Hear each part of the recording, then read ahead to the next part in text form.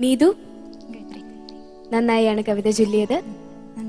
കവിത നന്നായിട്ട് മനസ്സിലാക്കി അതിൽ ഇഴുകിച്ചേർന്നാണ് കവിത ചൊല്ലിയത്. നമുക്കിനി ജഡ്ജസിനോട് അഭിപ്രായങ്ങൾ ചോദിക്കാം. മധുസൂദനൻ നായർ സർ. നീതു ഇത്രയും മിടിക്കോ? ഇത്ര വിചാരിച്ചില്ല കേട്ടോ.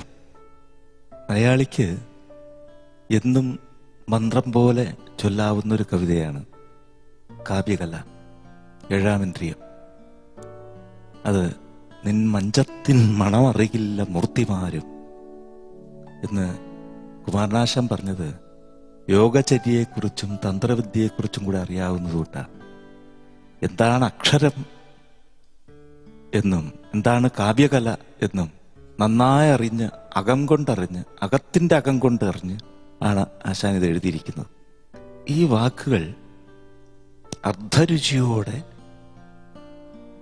ഭാവത്തിന്റെ ഔത്കൃഷ്ട്യത്തോടെ ചൊല്ലാനുള്ള ഏതോ ഒരു ചെറിയ ആവേശം ഉൾക്കൊള്ളുന്നു. ആ ആവേശത്തിനാണ് ഞങ്ങളുടെ സ്വരാവേശം. അതുകൊണ്ട് ഞാനിവിടെ പലപ്പോഴും ഒത്തിരി തവണ ക്ലാസ്സുകളിൽ പഠിപ്പിക്കുകയും സ്വയം ഇരുന്ന് പാടി ലയിക്കുകയും ചെയ്തിട്ടുള്ള ഈ കവിത മോള് ചൊല്ലുമ്പോൾ ഞാനും അലിഞ്ഞിരിക്കുകയായിരുന്നു. അതുകൊണ്ട് എനിക്ക് പ്രത്യേകം ഒരു ഓമനത്തം മുകളിൽ തോന്നും. വെച്ചാൽ ആ ഏഴാമിന്ദ്രിയം എന്ന് ചൊല്ലുമ്പോൾ തന്നെ ആ ഏഴാമിന്ദ്രിയത്തിൻ്റെ തോന്നൽ എനിക്ക് തോന്നുന്നു. എന്താ വെച്ചാൽ ഏക അമ്മയെന്ന് പറഞ്ഞെടുത്ത് അത്ര രസിച്ചില്ല. പക്ഷെ ഏഴാമിന്ദ്രിയം എന്നൊന്ന് മുകളിലോട്ട് ചെന്നപ്പോൾ ഏതാണ്ടൊരു ഏകദാനത നേരത്തെ തോന്നിയിരുന്നു പോലും അപ്രത്യക്ഷമായിപ്പോയി. അതിനനുസരിച്ച് ഹിന്ദുവോളം അവിടെ കൊണ്ടുവന്നു, നേരത്തെ ഉള്ളതിൽ നിന്ന് മാറ്റിയിട്ട്. മാത്രമല്ല ആ വാക്കുകളുടെ നിമ്നോന്നതങ്ങൾ മുഴുവൻ കൃത്യമായി ഉറപ്പിച്ചാണ് മോള് ചൊല്ലിയത്. ചൊല്ലുന്നതിനെ കുറിച്ചാണ് ഞാൻ പറയുന്നത്, കവിതയെക്കുറിച്ച് ഞാൻ വ്യാഖ്യാനിക്കുന്നില്ല.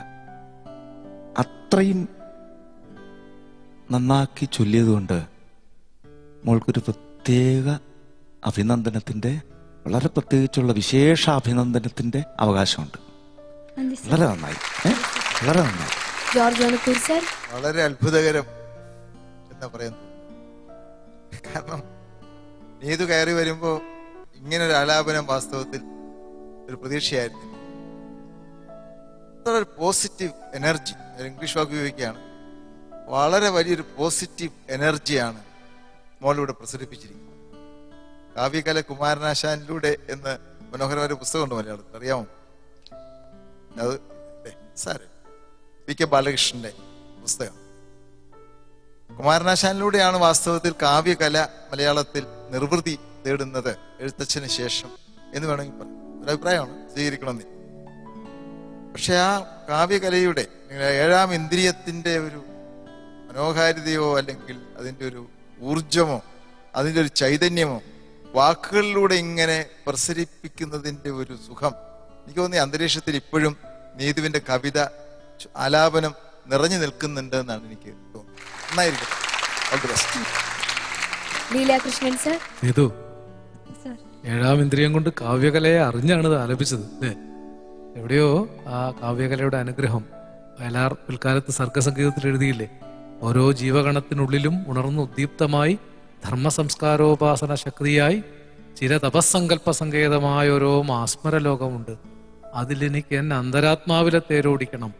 എൻ്റെ കാവ്യകലയെ കൊണ്ട് ആകുവോളം വരെ തേരോടിച്ചിരിക്കുന്നു ആശാന്റെ കാവ്യകലയെ കൊണ്ട്. കവികളെ വിഷന്തീനികൾ എന്ന് വിശേഷിപ്പിച്ചത് കേസരിയെ ബാലകൃഷ്ണപിള്ളയാണ്. കവികൾ ലോകത്തിന്റെ വിഷം മുഴുവൻ തിന്നുകയും അമൃതമാക്കിയിട്ട് ലോകത്തിന് തിരിച്ചു കൊടുക്കുകയും ചെയ്യും. ഈ വിഷം തിന്നുകൊണ്ട് കവികൾ മരിക്കില്ല. വിഷം തിന്നുമ്പോഴേക്കും കാവ്യകല ചെന്ന് കഴുത്തിപ്പിടിക്കും.